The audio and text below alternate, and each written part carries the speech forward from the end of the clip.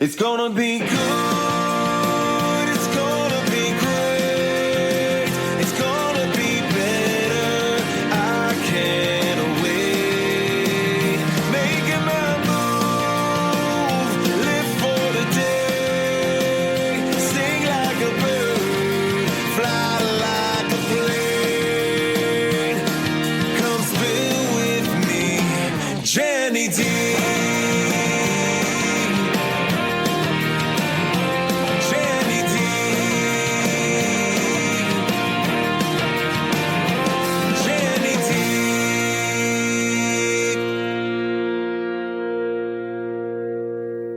Hello, my beautiful people. Thank you for joining me with another episode on Spill With Me, Jenny D podcast.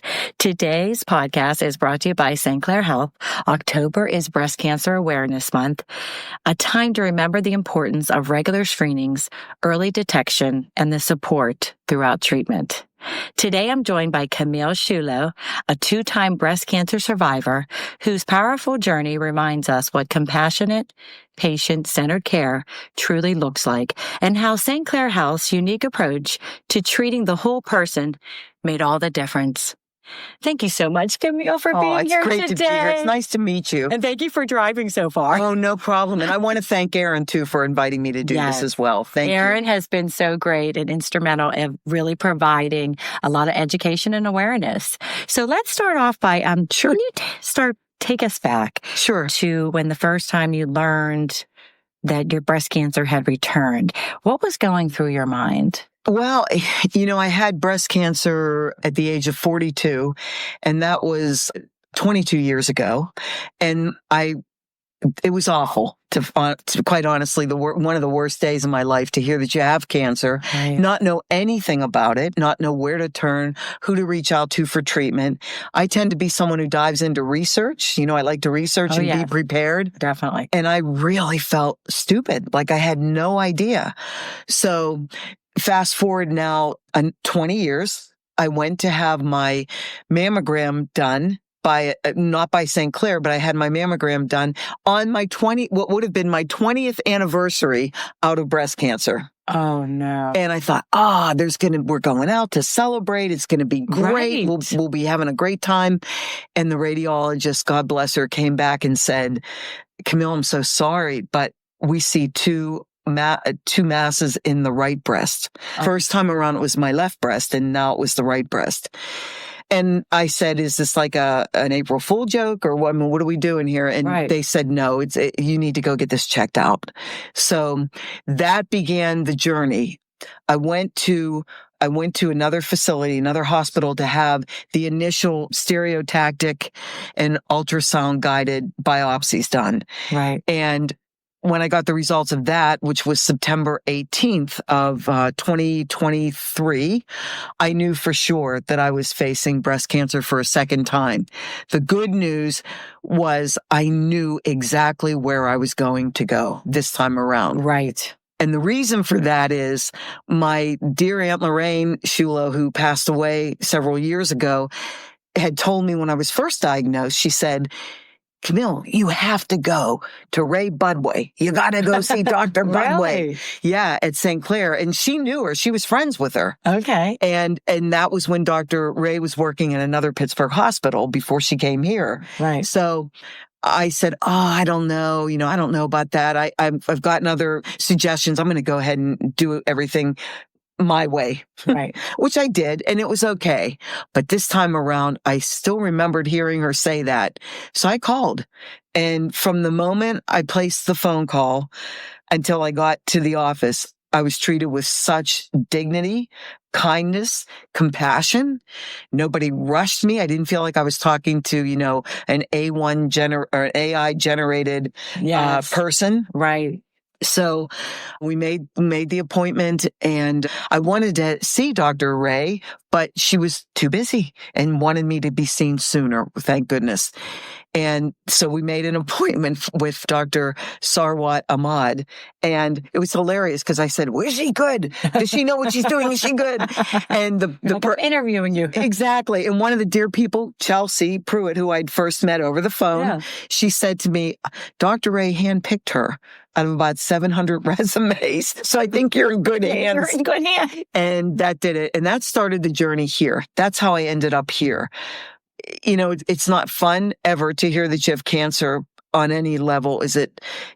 Do you say, wow, this was something I was hoping I'd go through? Never. Yeah, right. But I'm really glad we got the ball rolling. Right. And being diagnosed. Yes. Yeah. Everyone's experience with breast cancer is deeply personal. Mm-hmm. How did you first learn about your diagnosis, and what were those days like for you? I got my confirmation diagnosis from the facility I went to for the stereotactic and ultrasound guided biopsies. They called me, and it was September 18th of 23, and they said everything came back positive. So you do have breast cancer. And then I began to make the appointments. It wasn't easy. I'm self-employed, or it was at the time. I'm recently retired. And all I could think of was, how am I going to run my business? And I also have family members, elderly parents, who, my mom has Alzheimer's. My dad is elderly. He's healthy, but he is older. He's 93. And I thought to myself, how am I going to care for them, take care of business, and take care of myself? How am I going to do that? And once I got over that sort of initial shock and began to get organized and know next steps, I got in to see Dr. Ahmad. And her staff, like I said, was awesome. I thought I was going to like a party, a Tupperware party or something. I walked in and they gave me, you can see I don't carry a handbag because they used to break my shoulders when I was younger. I can't stand lugging stuff around. I know. They gave me this beautiful Vera Bradley bag to carry all my stuff in. And I had a dear friend with me, and she said to me, "You're not the girly girl. Give me that. I want that." You're like, "Hey, I'll take that off your hands." Exactly. But they greeted me at the door. They had what so impressed me. I had all my records with me from the first time I had cancer. And Dr. Ahmad came into the appointment so prepared. She had reviewed those records. That doesn't always happen. Right. It really doesn't. Yeah, but plus, too, they have a patient who's been through it. So you had a lot of knowledge about what you wanted, True. What you could go through, too. True. I really did. But I also had this weird, funky insurance. It was good. It was good. I mean, it was good, but it would require, it was like a double indemnity policy, and it would require me to record CPT codes and diagnosis codes for every single thing they did to me. Oh, wow. So when you're battling cancer, and then you got to figure out, did I get this code? Where do I go for that? And I had to go all over creation to get a chest x-ray, to get an EKG, to do some of the other preliminary pre-op things. That's a lot. It was too much. Way too. So when I got here, and can somebody do this for me? Oh yeah, seriously. Really? When I got here, it was September 27th of 23, and that was my first appointment with Dr. Ahmad. And I showed her staff how this insurance works. They were all in. Everybody's running around getting CPT codes for what I was going to need to have done. And we did go through that a little bit. We did that a few times. Yes. But when it came to having an MRI guided procedure and then seed implantation and different things you have to do, a dear, sweet, precious woman, when I was down in imaging, I was crying.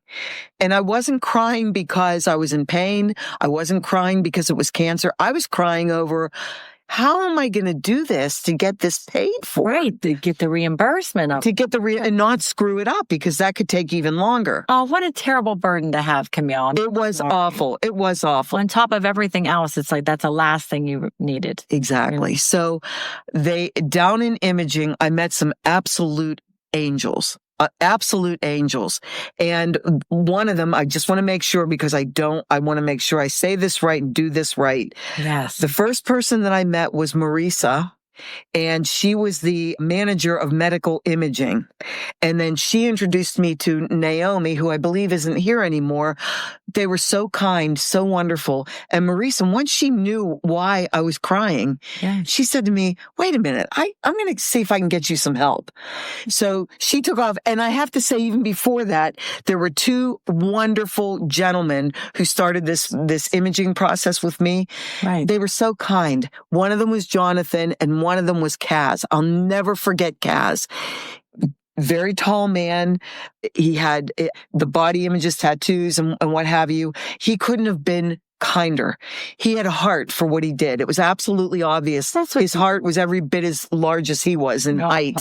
And he said to me, if you're uncomfortable with us being here while you change into your gown, we'll go out of the room and wait for you. And I said to him, no, I don't care if I stand on 51 and show everybody. That's not what I'm worried about, Camille. I have to worry about you have such a wonderful person. I just met Camille, and I'm just like, we're Italian. We've totally bonded. I think we just have totally bonded. But I can see why they wanted to help you so much too. And oh my goodness, you were just a wonderful soul. I can tell. Well, they are as well. So they went off and brought me a lady. Her name is Jeanette Petruska. She came and sat with me and said, there will be no more crying here.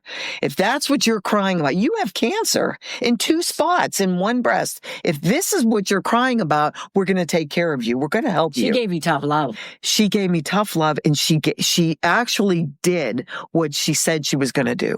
What I didn't know at the time, and I think many people at St. Clair don't know this, there is a program called breast and cervical cancer treatment program. That's what it is. Oh. Jeanette was one of the co-authors of this program.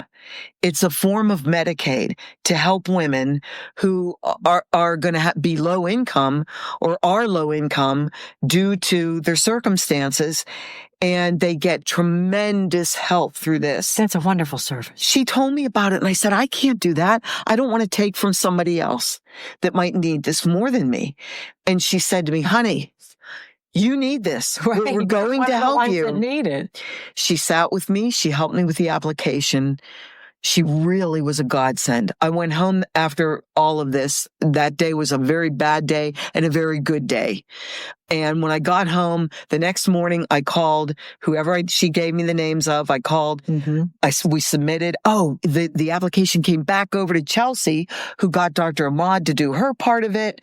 And I got a call in about a week's time saying, you are accepted into the program. Oh, I no longer... I canceled. You didn't have to sit there and do all this and I canceled the insurance I had, and it has been an absolute godsend. They took care of everything for me, They took that burden right off of you. They took that burden right off of me, and I would have never known about this had I not come here. Right. And I know, because my next question was what stood out the most about your first experience with the care team? But I think that you just answered. I answered it. Because they helped you through something that you don't think doctors and nurses at hospitals will say, hey, let me help you with the insurance and how you're going to pay these bills. Because that is the hardest thing as a patient. Oh, yeah. Knowing that you have that burden of how am I going to afford this? I have to get this surgery. I have to get this MRI. And I was healthy for 20 years. Right. I was fine and was able to work, and I took care of family members besides my parents. So there was a lot there. And not only that, I think what was so amazing to me, Jenny, was that she came in there and just did it. Mm-hmm. And helped me, really helped me. Here, just call that number. She didn't do that. Didn't say, what a shame. We wish you luck. Yeah, sorry. I'll pray for you. Sorry wish you luck. Wow. Your head's spinning. You're taking in all this information. So that's how things began. And from there, it was just an absolute joy. If I needed something, I didn't understand something, not only about the finances, but about my care. What are we going to do? I didn't want to have a mastectomy if I could help it. I mean, I had resigned myself to the fact that might be a very real possibility. Mm-hmm. I might have to have that, and I would deal with it. But if there was a way not to, oh, the doctor said to me, how do you feel about that breast? And I said, well, she and I go back a ways, They match. Right. Well, not exactly from the other one. But, Oh, right. Right. But, so we talked about it, and thankfully, she really worked hard to come up with a way to do it and save it. And I'm grateful. Oh, I love that. I'm so the grateful. Environment, talking about that, the environment here is really just outstanding. It's patient-centric. Yes. Patient-centric. Yes. That is the word. I mean, I'm working on taglines for them because they need to promote themselves more. They have to do it. I feel like I feel a debt of gratitude. I really, I'll be sure. Even having we've talked about this before too, when you are a patient, wherever you go, when you have that great care that you had here at St. Clair Health, it's nice to tell other people so they know too. It is. Hey, if you are having something done or you need to check this out. I've told many women, I've told 3 within the last couple of months about the treatment that I received here. Right. There's a level I can confidently say that because I've been through it. You know them all by name now. I do, pretty much. Pretty much. You do. Well, yeah. So the other question we did have was what kind of support and, helpful along the way, but you described it. It was a lot of help with the finances because was that one of the biggest burdens too, like when you first... It made me cry. I don't cry. It made me cry. I just kept thinking to myself, how am I going to do this? How much will they reimburse? I don't really know. How is this going to work? It was good for me at the time because I am self-employed. It was good for me at the time. It was low cost and it did cover things that I could manage. But this is a behemoth. When you hear this is a David and Goliath kind of situation. Because you think about some people have to, or if they're a single mom or, they don't have the income or, they have to give up a job to go through treatment. So that was such a heaven sent to have them teach, and it show really you was. Oh, yeah. Exactly. What was going on. Every person on the staff too is knowledgeable, is kind and compassionate. The thing that impresses me is that most of the folks in imaging, including mammography, have been with this hospital a long time and with this breast care center a long time. Right. I think the woman who gave me my last mammogram has been here 22 years. I wonder if that's who we interviewed. Erin's off to the side, but I wonder if that's who we interviewed when we... I don't know. She was wonderful, but she has been here. Yeah, a long time. And I come in, she's like, hey, Jen. So she knows me by name. Yeah, right. That's why I love it here as well. Well, it's your personality as well. Oh, who could not talk to you? I talk too much, though, but at least I'm not doing my hand. Hey, that's fine with me. I'm right at home. So some people draw strength from faith, optimism, and community. What helped you stay grounded and hopeful during your treatment? 2 things. Faith, for sure. I go to daily mass. I love the Lord Jesus, and I love my faith. Faith is so important. It's also wonderful when you're in an environment where I can wear my crucifix. I can, say a prayer with somebody, which was such a privilege to do in the radiation department. I was able to pray for a woman who was really scared. She had very serious cancer, and she was terrified, and I was able to pray with her, and nobody said anything, and you didn't get the dirty looks or whatever. So that was great. And the second thing is to build a support system. I have wonderful, wonderful friends and family. My mom, the first time around, my mother was with me every step of the way. She's a retired OBGYN nurse from West Penn Hospital years and years ago. She went through every phase, so I missed her this time. But I have a dear friend, Linda. I have a dear friend, Maxine, in Alabama. I have tremendous support in my neighborhood. Our neighbors were always there asking if they could do things, and I'm very grateful. I think you have to reach out and then look for the angels. When you get this diagnosis, God puts people in your path that really are helpful. Right, fine. And all these wonderful people here were just an absolute blessing. I love that because you can't do it alone. No. You need that community support. You have to ask. You do. And I think Dr. Ahmad at one point said to me, hey, Camille, this is mind, body, and spirit. the three work together. That's how this works. Oh, wow. Yeah. Yeah. And she would always tell me that I was in her prayers. And I'm very grateful for that. Very grateful. You've now come through an incredible, challenging chapter. Yeah. How does it feel to be on the other side of it? It's fantastic for many reasons. First, I'm grateful. It increases your gratitude. Yes. It's a biggie. Blessing. It is. Yes. Every day I'm grateful and thankful. And it also gives me the opportunity to help. When somebody is scared about cancer, whether it be colon or ovarian, breast, whatever it is, I've been there. I've gone through treatment. The first time I had cancer, I had to go through chemotherapy, so I know what that felt like. Thanks be to God, this time I didn't have to do that. Oh, really? You didn't go through? I had surgery twice. Okay. And I had radiation, 15 treatments of radiation. And then I was supposed to be on 5 years of tamoxifen. Yeah. But this time around, I developed a blood clot from the tamoxifen. Oh, I'm so so I wasn't able to stay on it. But that's okay. Yeah. When we looked at the risk versus benefit for me in my circumstance, Right. it's okay. It's all right. I'll be all right. But it allows me now to help other women. And that makes me, and even other men, anyone going through cancer treatment, I have a heart for them because now I know. It's different when someone says to you, oh, I know what you're going through. Don't you kind of hate that? Because your first, 100% Italian, your first instinct is to say, hey, no, you don't. Yeah, right. You don't know. Nice try. What's the matter with you? Yeah, exactly. You don't understand. You have no clue. I've learned through doing all this and meeting so many strong women and warriors. And I knew, to me, like, I just look at them like you are a hero, just what you do and how you've been, because you can't say to yourself, I know what you're going through, because you don't know at all. And I really give a shout out to mothers. Mothers are amazing human beings. God wired them so totally different. All they care about is their children, their husband, and what can I do for you? It's never about them. Right. And so coming here, it is about them. All of the caregivers, even from being greeted at the reception area. I know when I came in for surgery, there's a lovely woman sitting there. She knew my name. Good morning, Camille. Oh. We're ready for you. You take your time, get ready, and we'll take you back to the area, the holding area. Everything was a great experience. And the building itself is beautiful. Oh, yeah. The Dunlap Center where we actually went through the surgery, it's gorgeous, beautiful area. Right. It looks like the lobby area of a nice hotel. It really does. It's really beautiful. Modern and kind of like the staircase. Yeah. Everything is so beautiful. So everything about it, the atmosphere is great. And I also scored a pair of Sabika earrings. Just saying. Erin, do you know about those? You probably know. You're not wearing them, huh? I didn't wear them. I should have worn them. Didn't put them on. They gave me a beautiful pair of earrings when I started right before I started radiation. Again, who does that?